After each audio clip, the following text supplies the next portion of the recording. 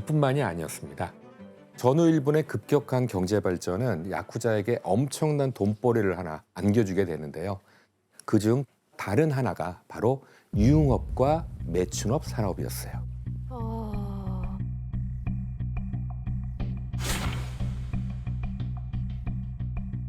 일본의 경제 성장으로 풍속 산업으로 불리는 유흥업도 부흥기를 이제 맞이하게 되는데요.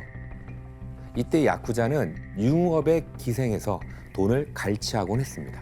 과연 그 방법이 어떤 것이었을까요? 그럼 난동 부리는 거 막아주고 막아주는. 그거에 대한 보답으로 보호비를 받는 거죠.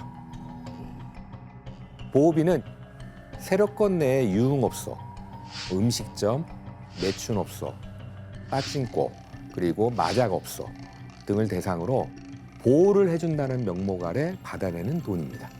이거를 거부하면 조직원들을 동원해서 위협하고 해코지를 하면서 영업을 방해했던 거죠. 무섭다.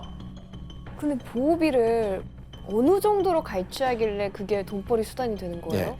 야쿠자는 합법적으로 운영하는 가게에 대해서는 한 달에 약 5만 엔 정도를 받았다라고 해요. 하지만 유흥업소 중에서도 도박장 등 불법으로 운영되는 곳들에 한해서는 보호비를 몇 배로 이제 뻥튀기 하게 되겠죠. 그런데 신고조차 제대로 할 수가 없는 거죠. 불법이니까. 불법이니까. 예, 맞습니다. 야쿠자는 이렇게 보호비를 명목으로 마음껏 돈을 갈취하는 게 가능했던 겁니다. 그런데 야쿠자에게는 1956년 새로운 상황이 전개되게 돼요. 56년? 바로 성매매 방지법, 즉 매춘 방지법이 일본에서 발표가 된 거예요. 아, 이 법이 만들어지자 매춘업소의 공식적인 매춘은 모두 금지되게 됩니다. 네. 그렇다고 해서 야쿠자들이 매춘업에서 늘 뒤에 빠져 있었던 것만은 아니에요.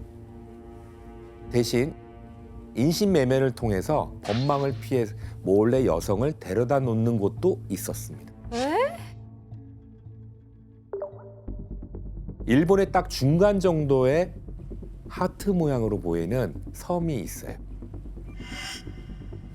이곳이 바로 와타카노 섬이라고 하는 곳입니다. 일명 매춘의 섬이에요.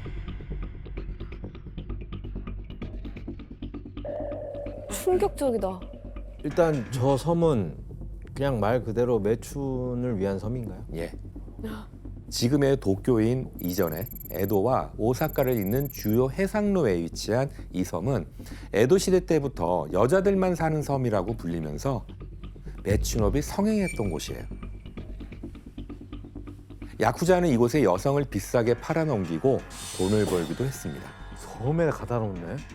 예, 맞습니다. 여러 곳에서 헌팅한 여자 3명을 연달아 섬으로 보내 순식간에 600만 엔 정도 벌었다. 30명 이상은 섬으로 보낸 것 같다. 이곳의 이야기는 취재하던 한 소설 작가가 책으로 이제 르포로 발간을 하면서 밝혀지게 됐는데요. 일본 안에서 버젓이 일어나는 야쿠자의 인신매매가 세상에 드러난 거라고 볼 수가 있습니다. 형사님, 그 네. 야쿠자가 매춘업과 얼마나 깊숙하게 관련되어 있는 거예요? 뭐 야쿠자는 원래 매춘업을 꾸준히 해왔고요. 미성년자 주부들을 팔아 넘기기도 하고 와, 그리고 이제 야쿠자 목이 미성년자들을 갖다가 매춘을 하게 한 후에 거액의 이제 알선료를 받기도 했다고 하더라고요. 그러니까 이렇게 일본 사회에 전방위로 뿌리내린 야쿠자는 1963년 조직 수가 전국에 약 5,400여 개로 확대되게 됩니다. 와. 심지어 조직원은 당시 자위대보다 많은 숫자인 약 18만 4천여 명에 달했다라고 할 정도로 그 정점에 달했습니다. 와, 이렇듯 닥치는 대로 돈을 벌어들이는 야쿠자는 점점 일본 사회를 이제 좀먹어 가게 되는 거죠. 그리고 1970년대가 되자 야쿠자는 당시 엄청난 수익을 올리던 이 사업에 뛰어들기 시작을 합니다. 그 사업은 대체 무엇이었을까요? 애니메이션? 아닙니다. 아, 바로 대부업이었어요. 나 말하려고 그랬는데. 아, 너무 순수한 걸 얘기해. 네, 사채업자.